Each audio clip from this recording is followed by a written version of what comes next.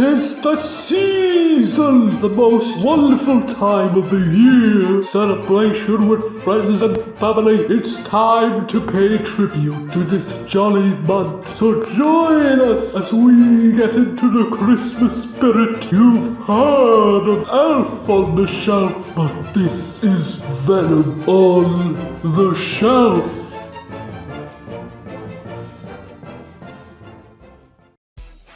Not long before the release of the unnecessary fourth film, Disney actually wanted to shoot an unnecessary fifth and sixth film at the same time, but the latter was scrapped. Rob Marshall was unable to return due to his work on Into the Woods. Gore Verbinski was again asked to come back but refused, claiming that there was no reason to make another movie other than it being just another cash grab. I won't stop. Norwegian Joachim Ronning and Espen Sandberg were hired, but the original script was rejected, supposedly because the villain was originally female, and Johnny Depp can't possibly go up against an evil, vindictive woman trying to ruin his life. Completely unrealistic. No need for name calling! The directors wanted to go back to the first film's charm and character-driven heart, as well as making it the most emotional movie in the franchise yet, even bringing back Orlando Bloom and Keira Knightley, but it didn't seem to work. Sure, it still banked a good load of cash, but my god, fans hated it. Johnny Depp was even nominated for Worst Actor for the franchise he has been carrying for over a decade.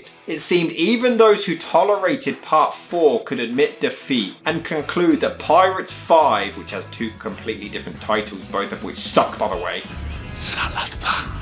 Slytherin? What's he doing here? Is a complete abomination to the entire franchise. I shall pass, thank you kindly. The movie found its fair share of struggles along the way. The film was shot primarily in Australia, and considering Barbossa's pet monkey needed to be transported over there, the production received backlash from animal rights activists for the long flight being deadly to the animals. During the actual shoot, one of the monkeys did actually wander off and bite the ear of a makeup artist. He's right. Things got worse in March 2015 when Johnny faced an incident with his wife at the time, Amber Heard, which you may have heard about, causing him to lose his finger, which halted filming. The production went ahead as much as it could without Johnny Depp, but practically 200 crew members had to wait for 2 weeks for the star to be ready to return. The team had to use CGI to cover the bandage that was holding his severed finger together. This is not legal. This was during the divorce of Depp and Heard, and this injury wasn't the only disruption to the production. Due to what he was going through at the time, Johnny was very often late to set, to the point a production assistant was hired to wait outside his home to alert the crew when his lights came on and that he was finally awake. What are you waiting for? I mean, give him credit for the self-awareness. The movie literally opens with a child committing suicide, perfect metaphor for the film, followed immediately by the producer's motivations for making this movie in the first place. I'll never stop. And if you throw me over, I'll come straight back. This one brings Will back, still cursed on the Flying Dutchman, but his son Henry tries to get him to return. Yeah, they advised Will is returning, but they basically force awakened our ass. It's in about 3 minutes of the film. Not sure if that makes him more or less lazy. Sir, look at your charts. I believe you're sailing us into the Devil's Triangle. You hear this, men? This landsman believes an old sailor's myth. Yeah, in a world filled with giant kraken, zombie pirates and fountains of youth, can you believe that they believe in something supernatural? Huh, ridiculous. What are you?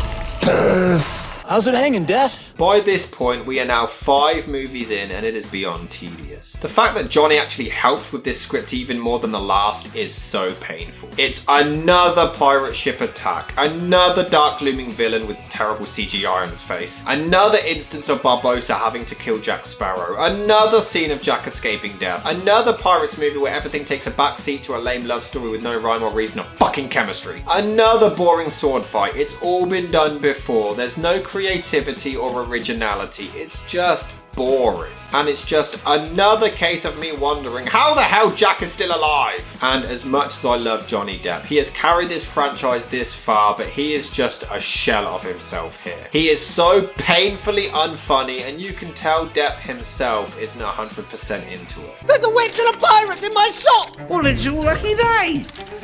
Have either of the 4 of you seen my bank? Most of the men on this ship can't read, which makes all maps the maps that no man can read. The joke is Jack is an alcoholic. That's literally the only joke to his character now. Throughout the whole film, he has one funny line. Jack Sparrow, One of the funniest and most iconic movie characters of all time, and in 2 hours has one funny line. My head's about to be lopped off, hence the urgency. And my neck is to be broken. Did you know that on occasion the neck doesn't actually break, it just hurts? What? Oh, yes. It's such a lackluster performance. It used to be such a unique and creative character, but now there's no effort whatsoever. He just seems bored, and I can't even blame the guy. He was going through hell at the time. Credit to him for just showing up and doing it. But they turned Jack Sparrow into a completely creepy pervert. You're the evil spawn of them two. Does Mummy ever ask about me? No. Oh, go on. She called my name in her sleep. Karina, stop that. No, don't stop it. But again, they seem fully self-aware. Johnny Depp plays an older, washed-up pirate who wishes he could rule the sea again and wishes he could be what he once was. Perfect storytelling. They don't even shoot him when they clearly have an easy target. I guess the special effects still look decent at points, but the humour doesn't work. They try to save the bank during this entire chase, and oh look, it turns out, there's no money left inside. Oh yes, we clearly saw it all fall out beforehand. They even ruin their own punchlines. And the jokes are so bad. I'm an astronomer. She breeds donkeys. Map is there. Where? On the tip of your finger? No. He also clearly didn't pay attention to the previous films. Jack gives away his compass and the damn world starts to end. But how many times has he done this before and nothing like this ever happened? Hell, he did it in the last fucking film! But don't you worry, Barbossa is still a little bitch in this one, so Jack isn't the only character that's completely destroyed. Remember when we cared about him? That was a lovely time, wasn't it? I'm a captain. And I was important 4 films ago, aye. It's a shame because he does his best, but the character has been done for the last 2 films and it's just so lifeless at this point. They even try to make him important again, which is just adorable. Look at it, they try their best. Stop it, give it up, it's done. They bring back the bumbling idiots, but they're not funny anymore either. And if you're wondering just how many films they can make about pirates searching for a special treasure, 5. The answer's 5. And they got Keith Richards as Jack's dad, so why not Paul fucking McCartney as his uncle? Because when you think evil pirates, you think the Stones and the Beatles. And mention my name, they won't cut your feet off. Just your wife's leg. But this film is like it was written by a teenager who's just discovered what innuendos are. Not to mention his cannonballs. £18 each, they say. Perhaps we could discuss this later, as I'm having trouble hoisting your port. You are far from port, that is my stern. May I finish? Oh, you're lucky. Wish I was home. I'm also a horologist. Why doesn't it unstring? Maybe it's cold. From this moment on, we are to be allies. Considering where your left hand is, I'd say we're more than that. We find the trident together. Do I have your word? You're holding everything but my word. I'm not paying you for that. Never say that to a woman. Most of them are so forced, they're stretched so far just so they can possibly make sense within context. They try to be a pirates movie and try to have throwbacks to the previous films, but it's just shit. The score is fine, it does manage to trick our asses into thinking it might be magical and whimsical. But look at this guy, looks like a SpongeBob villain. The CGI of the zombies look awful. Where did the money all go? To McCartney? At least in the previous films they really looked like they were actually there. Do you buy for a second these things are genuinely on the ship? How does a franchise get more successful but look worse? Hell, they CGI Jack as a young Johnny Depp and that somehow looks better than the zombie pirates. And who gives a shit about this entire backstory, honestly? It's a 2-hour film, so to spend this much time on young Jack is just weird. What made Jack so interesting and entertaining in the first one is that we didn't really know much about him or where he came from. So this is just pointless. Henry is such a boring character. It's the same generic son avenging his father storyline we've seen a million times. It's the first movie! But he's so bland and has the personality of a cucumber. So we've both spent our lives searching for our fathers.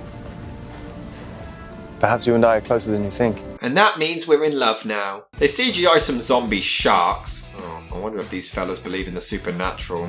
The whole film just seems to come across as a filler movie. There's legitimately no actual point of it. You sit there for 2 hours and then, oh, that happened, and you feel dead inside. Hell, they still somehow don't get eaten by several zombie sharks. What the hell does it take? Jack literally takes one on himself and still doesn't croak. Just look at this top-notch green screen work. Absolutely fantastic. It's the 5th movie. How much more money do you need? Help me! Karina! I am totally terrified right now. I swear to God, Jack Sparrow holds the record for the most times nearly dying in any franchise ever. And it's to the point now I actually want him to die. They made me want one of the most beloved characters ever to kick the bucket. I hope they're proud of themselves. Just kill the bastard, end this fucking franchise. How could I honestly make an honest woman out of it? Her. Well, that aged well. Place your hand on the Bible. I'm a bedwetter. And my wife shits on it. I would also like to personally apologise for saying that part 4 was written by a 12-year-old. I'll have to be frank, Hector. You are very, very ugly. And if the flashback wasn't enough, we put the entire film on hold to discover that it's Barbossa's daughter who was falling for Will's son. Yeah, who gives a shit? Even the action scenes are boring. It's just the same crap we've seen before. Jack seems to think he's in a damn video game and it's just shit. It's so much shorter than the other ones, and just because of the subplots and time wasting, it somehow drags more. It feels longer than all of the others combined. Remember when we gave a shit about what was happening in the first 3 movies? Remember that? 3 out of 5 isn't bad, I suppose. This CGI Donnie decides to torture Jack instead of just murdering him. He breaks the boring trident, which manages to get rid of all the terrible CGI. Who am I to you? Treasure. Alright, point for a nice line. Although, shouldn't she be like, what? I'm just a prize to you? And guess what? She decides to turn the name Barbossa into a positive, because that's never been done before. Although this predates Rise of Skywalker, so I guess Star Wars ripped this off. God damn it! Now that is a blatant fabrication. The love story is arse. The two of them have the personality of toothbrushes with the chemistry of COVID and its victims. The reunion scene is lame. It's just a lazy excuse to get rid of the curse. I guess I'll credit the film for accidentally coming out 10 years after part 3, which said he can only step foot on land once every decade. So their accidental touch was well executed. Keira Knightley always refused to come back, but as soon as Orlando confirmed he was returning, they rushed to cameo secretly at the last minute. But she can't even manage this 2-second cameo right. Is she confused? Happy? Who knows? We're fucking done! The talentless fuck! To be fair, they don't have a cliffhanger, it just ends, so that is a nice way to close the series. Until they fuck it up with an ambiguous closing credit scene. The movie is awful. They've ruined all of the characters we knew and loved and introduced new ones we all hate and detest. The story is boring, the action is boring, Jack is now a rapist, there's no heart, there's no charm. The possibility of a 6th film was dented with the Johnny Depp and Amber Heard trial, though it was considered with a different lead, which caused public outrage. But honestly, can we all just leave this franchise to die? What once was a creative and unique film which led to a magical fun trilogy has become a cash-grabbing, boring, unimaginative snooze fest.